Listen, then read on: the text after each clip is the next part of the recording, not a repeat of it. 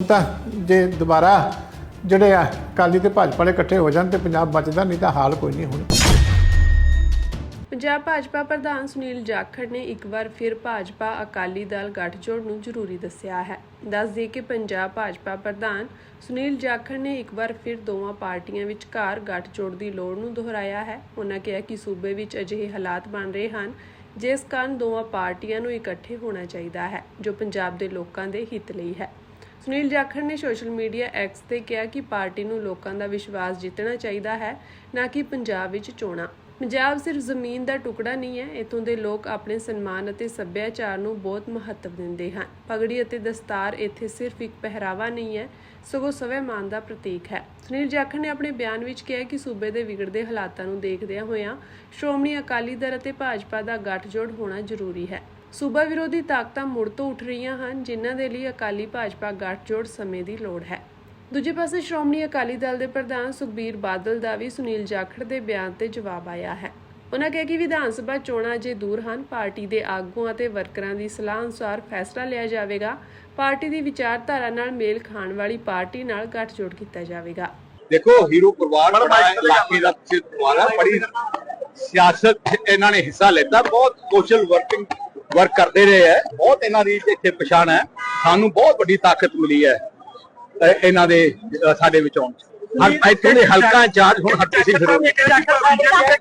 अकाली दल दा अलाइंस होना चाहिए, तुसीं की कहंदे? देखो, आज जाखड़ साहब ने मैनू करे, मैं अज अखबार च पढ़िया ਜਿਹੜੇ ਵਿਚਾਰ ਉਹਨਾਂ ਨੇ ਅੱਜ ਟ੍ਰਿਬਿਊਨ ਅਖਬਾਰ ਦੇ ਵਿੱਚ ਪੇਸ਼ ਕੀਤੇ ਹੈ, ਮੈਂ ਨਿੱਜੀ ਤੌਰ ਤੇ ਉਹਨਾਂ ਦੇ ਸੈਂਟੀਮੈਂਟ ਜਿਹੜਾ ਉਹਨਾਂ ਨੇ ਇਸ ਵੇਲੇ ਪੰਜਾਬ ਦੇ ਹਾਲਾਤਾਂ ਦੇ ਮੱਦੇਨਜ਼ਰ ਰੱਖਿਆ, ਉਸ ਸੈਂਟੀਮੈਂਟ ਦੀ ਮੈਂ ਰਿਸਪੈਕਟ ਕਰਦਾ।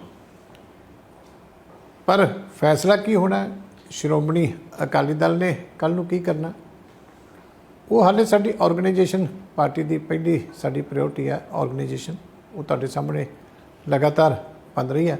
ਪਰ ਕਹਿਣ ਲੱਗੇ, ਬਿਲਕੁਲ ਕਹਿੰਦੇ ਆ, ਮੈਂ ਕਹਿ ਰਿਹਾ, ਤੁਸੀਂ ਅੱਜ ਕਿਸੇ ਗੱਲ ਜਾ ਕੇ ਪੰਜਾਬ ਦੀ ਗਲੀ 'ਚ ਗੱਲ ਕਰ ਲਓ, ਲੋਕੀ ਤੁਹਾਨੂੰ ਕਹਿਣਗੇ ਕਿ ਹੁਣ ਤਾਂ ਜੇ ਦੁਬਾਰਾ ਜਿਹੜੇ ਆ ਅਕਾਲੀ ਤੇ ਭਾਜਪਾ ਵਾਲੇ ਇਕੱਠੇ ਹੋ ਜਾਣ ਤੇ ਪੰਜਾਬ ਬਚਦਾ, ਨਹੀਂ ਤਾਂ ਹਾਲ ਕੋਈ ਨਹੀਂ ਹੁਣ। ਤਾਂ ਜੇ ਦੁਬਾਰਾ ਜਿਹੜੇ ਆ ਅਕਾਲੀ ਤੇ ਭਾਜਪਾ ਵਾਲੇ ਇਕੱਠੇ ਹੋ ਜਾਣ ਤੇ ਪੰਜਾਬ ਬਚਦਾ, ਨਹੀਂ ਤਾਂ ਹਾਲ ਕੋਈ ਨਹੀਂ ਹੁਣ।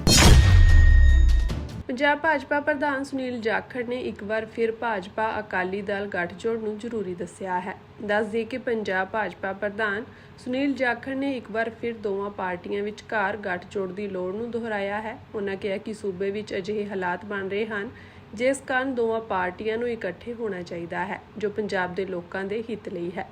ਸੁਨੀਲ ਜਾਖੜ ਨੇ ਸੋਸ਼ਲ ਮੀਡੀਆ ਐਕਸ ਤੇ ਕਿਹਾ ਕਿ ਪਾਰਟੀ ਨੂੰ ਲੋਕਾਂ ਦਾ ਵਿਸ਼ਵਾਸ ਜਿੱਤਣਾ ਚਾਹੀਦਾ ਹੈ, ਨਾ ਕਿ ਪੰਜਾਬ ਵਿੱਚ ਚੋਣਾਂ।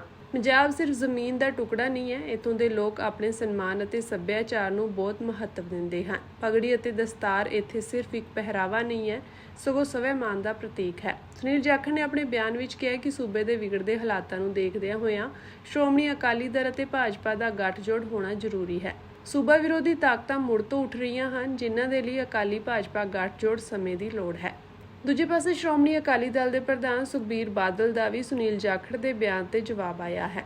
ਉਹਨਾਂ ਕਿਹਾ ਕਿ ਵਿਧਾਨ ਸਭਾ ਚੋਣਾਂ ਅਜੇ ਦੂਰ ਹਨ, ਪਾਰਟੀ ਦੇ ਆਗੂਆਂ ਅਤੇ ਵਰਕਰਾਂ ਦੀ ਸਲਾਹ ਅਨੁਸਾਰ ਫੈਸਲਾ ਲਿਆ ਜਾਵੇਗਾ। ਪਾਰਟੀ ਦੀ ਵਿਚਾਰਧਾਰਾ ਨਾਲ ਮੇਲ ਖਾਣ ਵਾਲੀ ਪਾਰਟੀ ਨਾਲ ਗੱਠਜੋੜ ਕੀਤਾ ਜਾਵੇਗਾ।